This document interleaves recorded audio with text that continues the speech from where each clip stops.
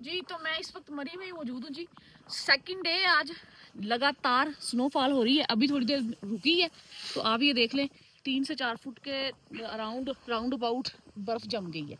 और उसके अलावा दर्जा हरारत जो है वो -2 पे है। सर्दी शदीद है लेकिन फिर भी सयाह मज़ा कर रहे हैं, इंजॉय कर रहे हैं।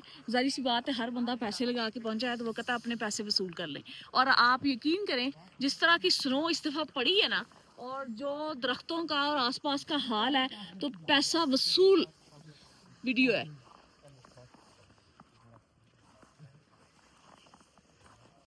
तो आप देख लें 4-4 फुट के तकरीबन करीब बर्फ राउंड अबाउट जमा है, जो साइडों पे उन्होंने क्लियर करके रोड को डाली है। बाकी दुकानों के पास देख लें, हर बंदा अपनी दुकान क्लियर कर रहा है अपनी मदद आप पता है।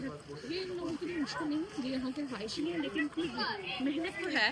बाकी ये पाकिस्तान देखने तो अभी कुछ देर पहले जी तो कश्मीर पॉइंट से हम लोग ऊपर जा रहे हैं माल रोड की तरफ। तो आपको साथ साथ व्यू सारे दिखाती जाती हूँ मैं। आप देख ले किस तरीके से सफ़ेदी की चादर ओढ़ी हुई है हर चीज़ ने।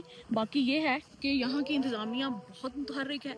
फौरी तौर पर एक्शन लिया जाता है और सड़क को साफ़ किया जाता है, क्लियर किया जाता है, ताकि पैदल चलने वालों को और सयाहों को किसी किस्म का कोई मसला या परेशानी ना हो।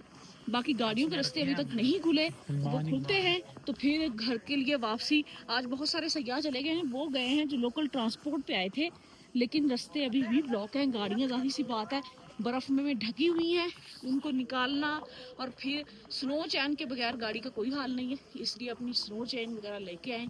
बाकी रास्ते अभी तक ब्लॉक ही हैं जी, सुबह इंशाल्लाह खुलेंगे अगर स्नोफॉल रुकी रही तो।